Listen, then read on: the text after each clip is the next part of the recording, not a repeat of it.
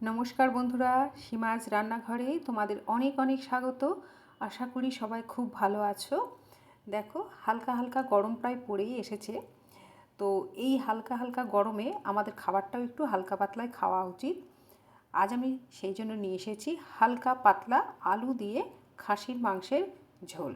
তাহলে চলো, এই হালকা পাতলা খাসির মাংসের ঝোলটা আমি প্রেসার কুকারে নয়, কড়াইয়ে কীভাবে রান্না করছি সেই রেসিপিটা এখন তোমাদের সাথে শেয়ার করি।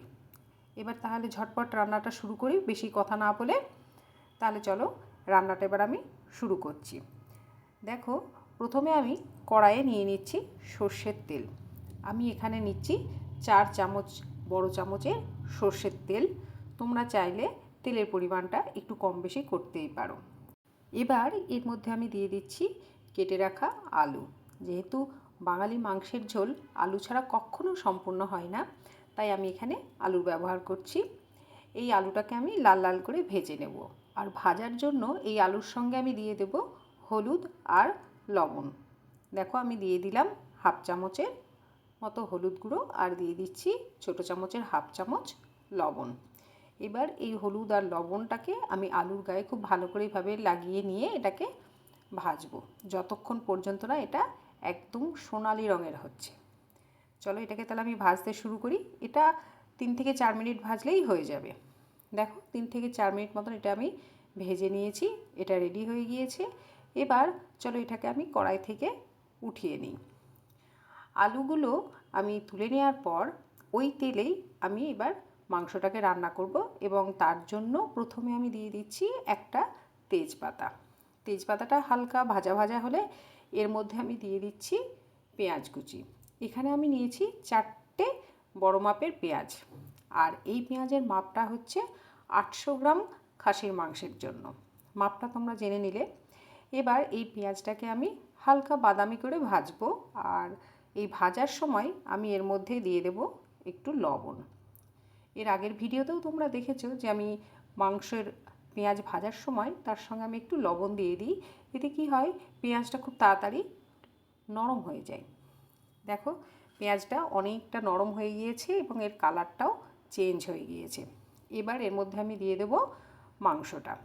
দেখো, আমি প্রথমেই বলে দিয়েছি আমি এখানে নিয়েছি 800 গ্রাম খাসির মাংস, এবং মাংসটাতে খুব বেশি চর্বি নেই। যেহেতু একটু হালকা পাতলা হবে, তো তোমরা চেষ্টা করবে একটু চর্বি ছাড়া মাংস নেওয়ার জন্য। এবার এই মাংসটা আমি কড়াইতে দিয়ে দিচ্ছি। সমস্ত মাংসটা যখন আমি কড়াইয়ে দিয়ে দেব, তারপর এর মধ্যে আমি দিয়ে দেবো আমাদের মশলাগুলো। দেখো, ঝালের জন্য আমি দিয়ে দিচ্ছি এখানে 1 চামচ কাঁচা লঙ্কা বাটা। আমি এখানে 6টা কাঁচা লঙ্কা বাটা নিয়েছি। আর দিয়ে দিচ্ছি দেখো 1.5 চামচ রসুন বাটা, আর দিয়ে দিচ্ছি 1.5 চামচ আদা বাটা।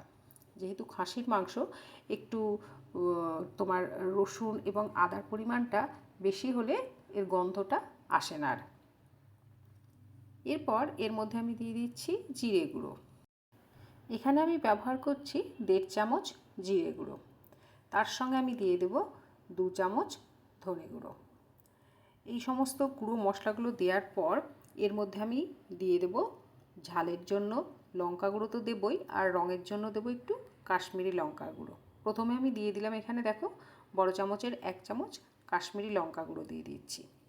আর এরপর এর মধ্যে আমি দিয়ে দিচ্ছি ঝালের জন্য 1 চামচ লঙ্কার গুঁড়ো। দেখো, আগে আমি কাঁচা লঙ্কা বাটা ব্যবহার করেছি, আর এখানে আমি এবার দিচ্ছি লঙ্কার গুঁড়ো। তোমরা অবশ্যই কিন্তু তোমাদের স্বাদ মতন লঙ্কার বা ঝাল এখানে ব্যবহার করবে। এরপর আমি দিয়ে দিয়েছি 1 চামচ হলুদ গুঁড়ো, দিয়ে দিলাম বড় চামচের 1 চামচ লবণ, আর দিয়ে দিচ্ছি একটা বড় মাপের টমেটো। এবার এই সমস্ত উপকরণগুলোকে আমি মাংসর সঙ্গে খুব ভালোভাবে মিশিয়ে নেব।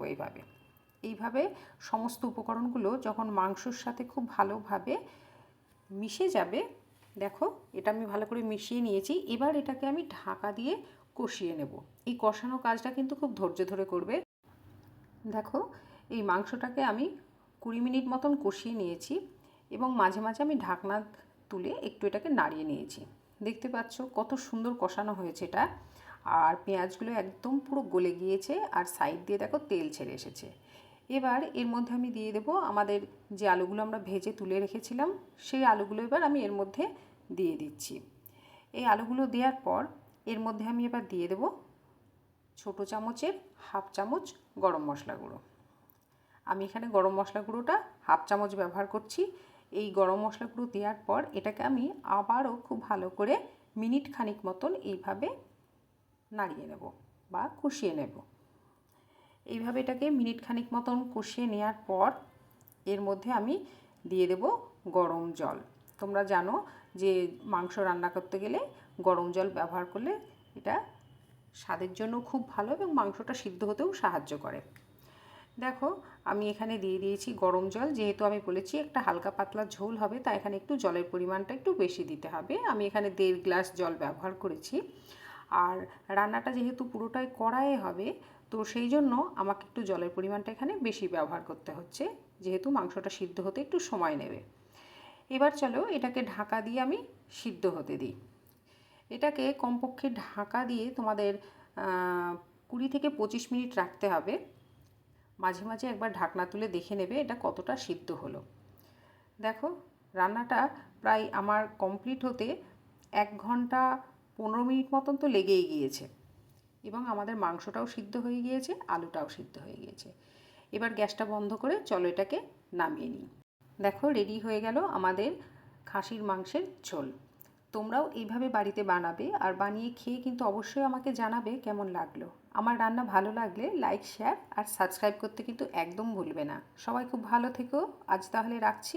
নমস্কার।